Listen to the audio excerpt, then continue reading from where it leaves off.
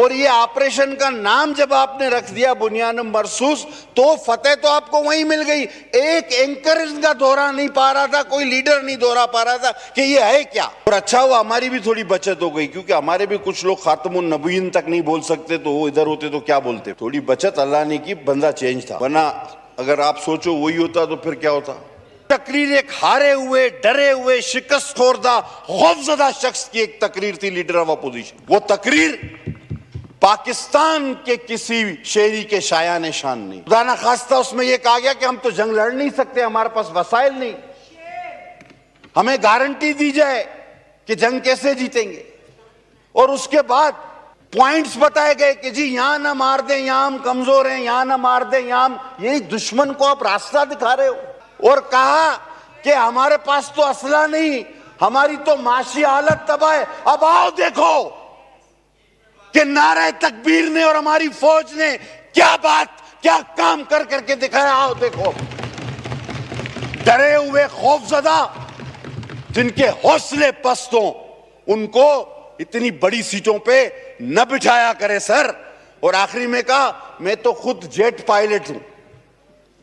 तो sir pilot किसी और का भी होता है, पायलट तो जेट का ही होता है, गधा गाड़ी का पायलट तो पहली बार देखा है हमने। हाँ, हमारे पास एक आधा कोई आपका ड्रोन गिरता था, वहां छोले की दुकान वाला आ जाता था, चाय वाला, ठेले वाला, बंद कबाब वाला, वहां मार्केट लग जाती। और बहुत सारे लोगों ने तो यह भी गिला किया, यार छोटा मोटा ड्रोन हमारे इलाके में नहीं गिरा रहे हो आप लोग। तो मोदी साहब आप हमसे लड़ने की बात करते हो, हमको तो उस वक्त तक चैन नहीं आता शादी में जब तक फायरिंग कर करके हम दूल्हे को गिरफ्तार न करवाएं, या किसी पड़ोसी को गोली ना मार दे, या किसी बाराती को गोली ना लगे। हमको तो ऐसा बना दिया आपने। और हमारे तो कल एक पायलट ने कहा, और जिसको पूरी दुनिया ने वायरल किया है, कि राफेल तो बहुत अच्छा तैयारा था, लेकिन इसको ठीक तरीके से चलाना भी चाहिए था।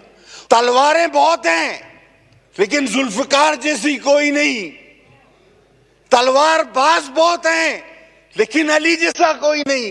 ला फतह इल्ला अली ला सैफुल्लाह जुल्फकार। आज हमने भारत पर सिर्फ नहीं बल्कि पूरी दुनिया पर साबित कर दिया है कि अव्वल उसूल तो हमारा ये है कि हम जंग नहीं चाहते,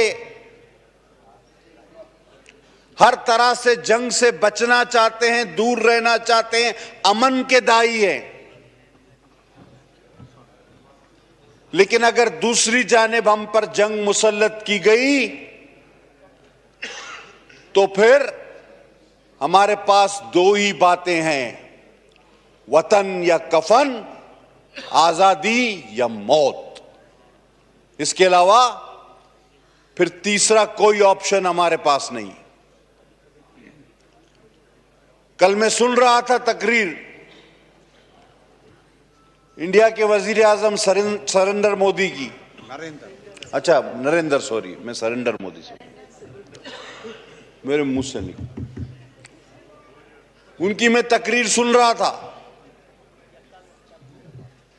वो कह रहे थे कि हम किसी एटमी ब्लैकमेलिंग में नहीं आएंगे, और मैं उनको वाज़े तौर पे कहना चाहूंगा कि हम कोई भी ब्लैकमेलिंग नहीं कर रहे। और आप कसम उठवा लें, कोई वादा ले लें कि ये हरगिज ब्लैकमेलिंग नहीं है, ये तो सीधा और साफ मैदान में रखी हुई बात है कि 1 और 10 का रेशो है। ये अलग बात है कि ये जो एक हैं ये अल्लाह अकबर वाले हैं, ये नाराए रिसालत वाले हैं, नाराए हैदरी वाले हैं, वरना रेशो तो 1 और 10 का है। अगर आप जो रिवायत रही है किसी तरह रात के अंधेरे में इस मुमलिकत खुदादात पर कोई बड़ा हमला खुदा ना खास्ता कर बैठे, तो मैं उस सूरत में ये वाज़े तौर पे बताना चाहता हूं कि ये ब्लैकमेलिंग नहीं है, ये इंतबाह है, ये वार्निंग है कि पाकिस्तान को कभी मैली आंख से नहीं देखना। हां, दहशतगर्दी के हम भी खिलाफ हैं। आपने क्या दहशतगर्दी देखी? हम 1,70,000 से 1,00,000 लोग मरवा बैठे, शहीद हो गए हमारे लोग। क्या दहशतगर्दी आपने देखी? हमारी ना मस्जिदें महफूज आपकी प्रॉक्सीज की वजह से, ना हमारी इमाम बारगाहें महफूज आपकी प्रॉक्सी की वजह से। मुख्तलिफ तहरीकें, कराची का अमन तबाह, दहशतगर्द ग्रुप, टारगेट किलर्स, सबका ताना बाना देखें तो आपसे जाके मिलता है। दहशतगर्दी का इल्जाम तो हमें आप पर लगाना चाहिए और हमारे पास तो सबूत भी है। और आपने तो हमारी आजादाना तहकीकात की पेशकश को भी मुस्तरद किया, क्योंकि आपके पास कोई सबूत नहीं था। तो अगर दहशतगर्दी के सबूत चाहिए और आपकी कराई हुई दहशतगर्दी के सबूत चाहिए तो वो हमसे लें। अगर तादाद गिननी है शौदा की जो तुम्हारी प्रॉक्सीज की वजह से हुई, तो वो अब 1,00,000 तक पहुंचने वाली है। हर इंडिया का शहरी अपनी हुकूमत से यह सवाल करे कि पुलवामा से पहलगाम तो तुम्हें नजर आता है, लेकिन एक्स फाटा, बलोचिस्तान, कराची और इस मुल्क में होने वाली तमाम दहशतगर्दियां तुम्हारी नजर से ओझल क्यों हैं? मैं इससे पहले कि अपनी बात आगे बढ़ाऊं, मैं वाज़े तौर पर कहना चाहता हूं इस ऐवान में बैठे अपने दोस्तों को और जो मेरी बात सुन रहे हैं कि देखें, मोदी इस वक्त शिकस्त खोरदा है और इस आदमी की तारीख रही है। मैं सिर्फ एक आदमी की बात कर रहा हूं इसकी। आप गुजरात देखें या दूसरे वाकयात पे इसकी मुहिम जोई देखें, ये अपनी सियासी शोहरत के लिए हमेशा लाशें मांगता है, लाशों पर सियासत करता है। और अभी जब ये शिकस्त खोरदा है तो ये किसी भी हद तक, किसी भी साजिश तक जा सकता है। हमें हर वक्त चौकन्ना रहना पड़ेगा। सीज फायर अपनी जगह, जंग बंदी अपनी जगह, लेकिन आज उस मुल्क के अंदर से जो आवाजें उठ रही हैं, मोदी का चेहरा बेनकाब हो रहा है, वो अपनी फेस सेविंग के लिए किसी भी खतरनाक हद तक जा सकता है और हम उसका जवाब देने के लिए भी पूरी तैयार बैठे हुए हैं।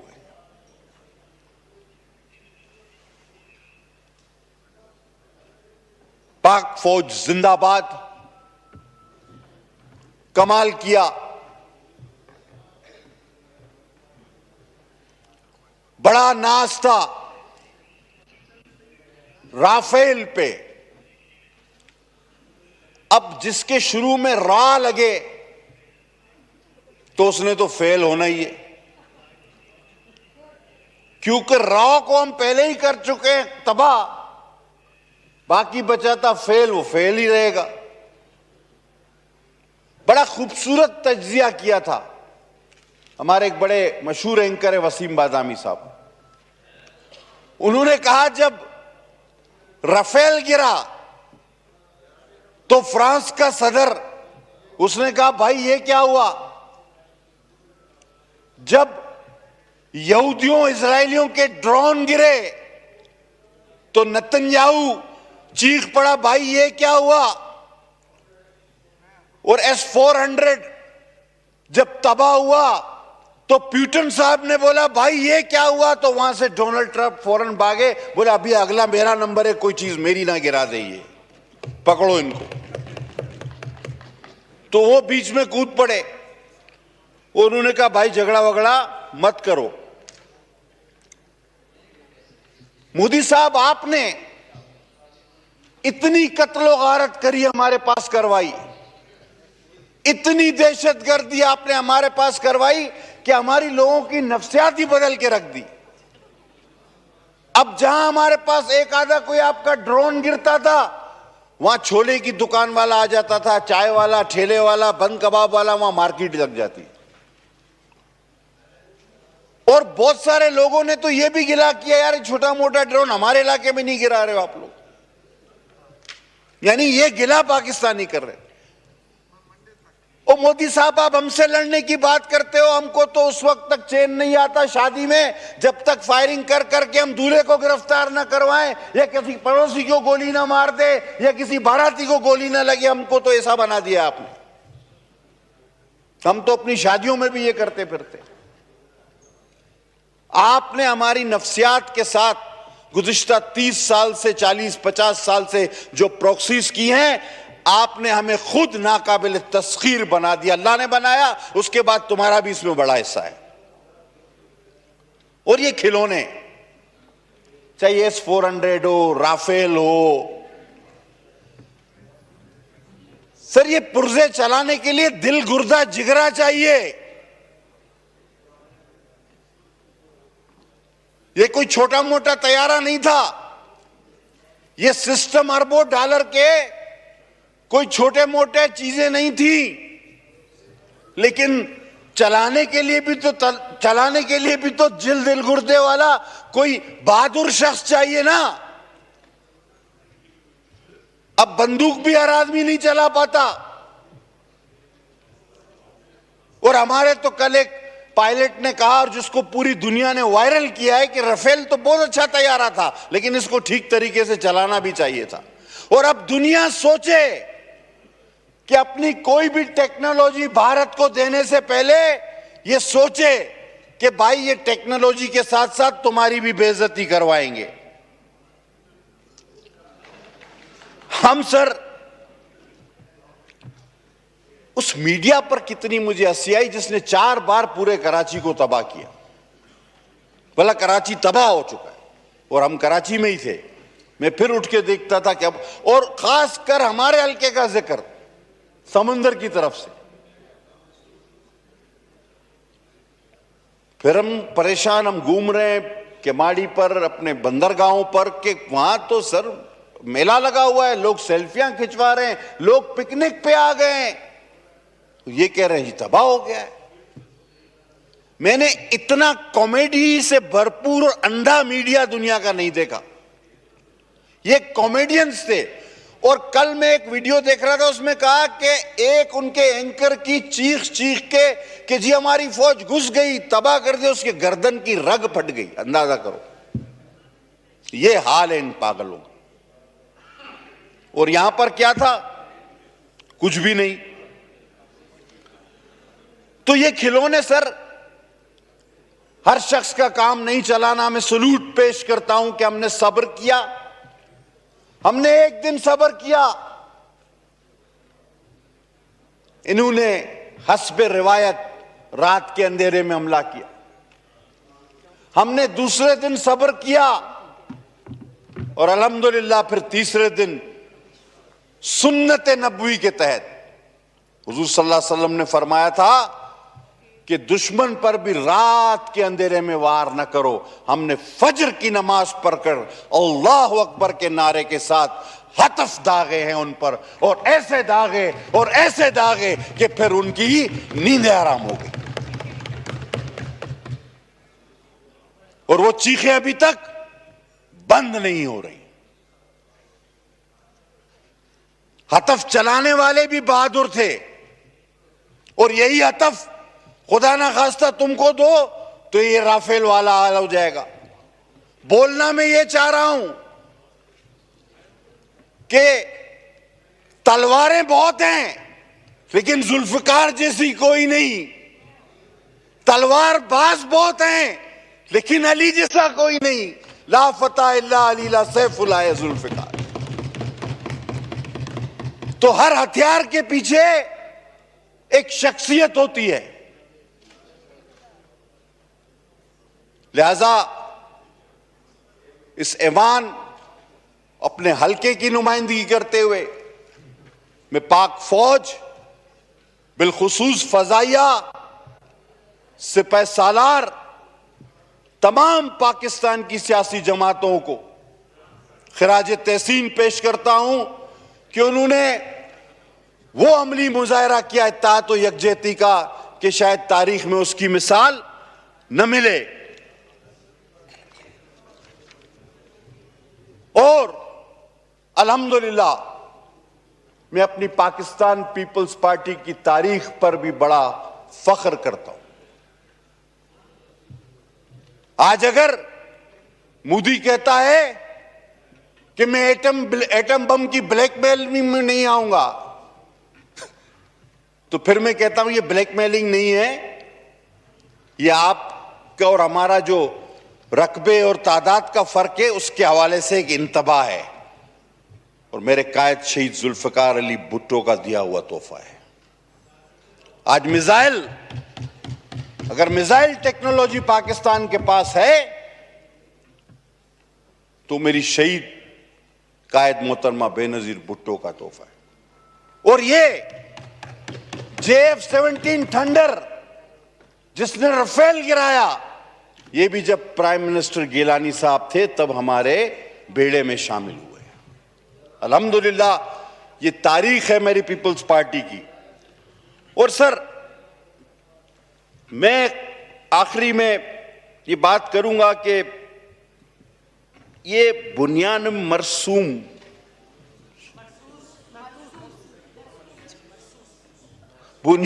मरसूस आपने ऐसा नाम रख दिया।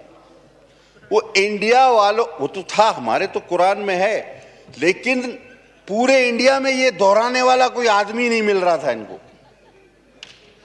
और ये ऑपरेशन का नाम जब आपने रख दिया बुनियान मरसूस, तो फतेह तो आपको वहीं मिल गई। एक एंकर इनका दोहरा नहीं पा रहा था, कोई लीडर नहीं दोहरा पा रहा था कि ये है क्या। और अच्छा हुआ हमारी भी थोड़ी बचत हो गई, क्योंकि हमारे भी कुछ लोग खातमुन नबीयीन तक नहीं बोल सकते, तो वो इधर होते तो क्या बोलते। फिर थोड़ी बचत अल्लाह ने की, बंदा चेंज था, वरना अगर आप सोचो वही होता तो फिर क्या होता।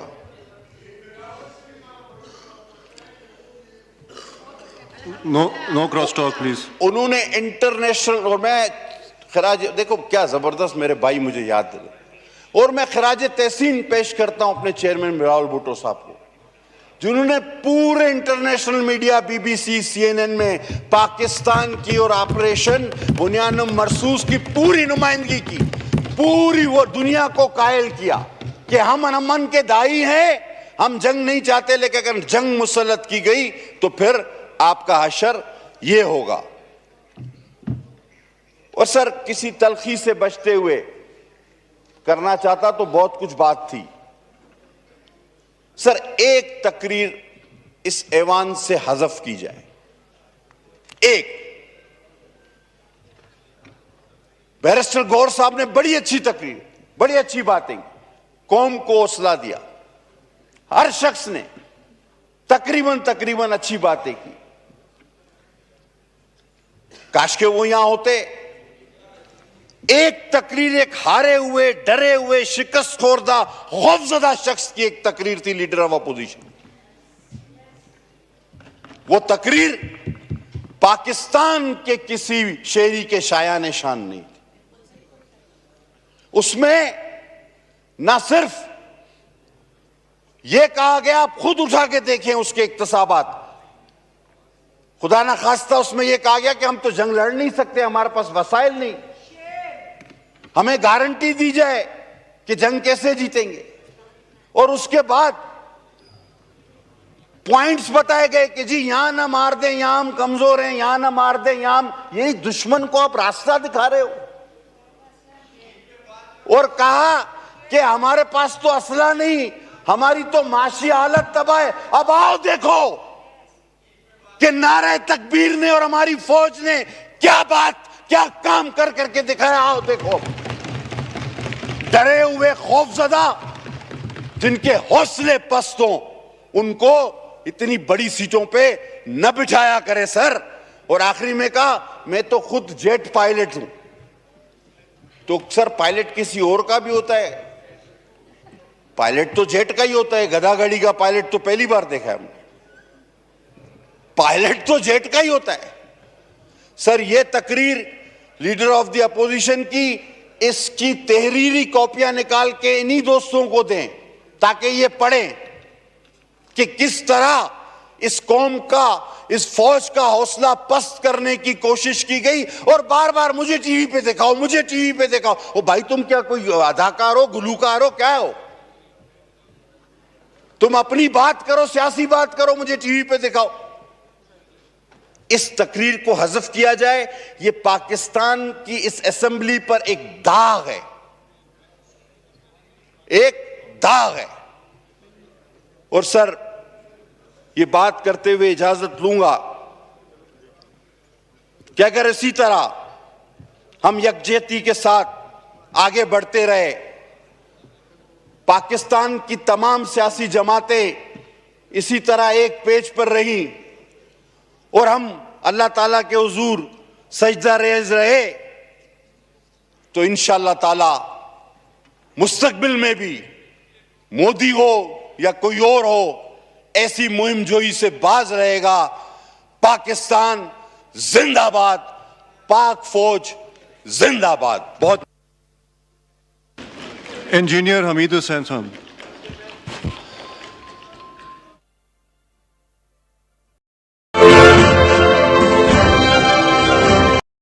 You don't oppose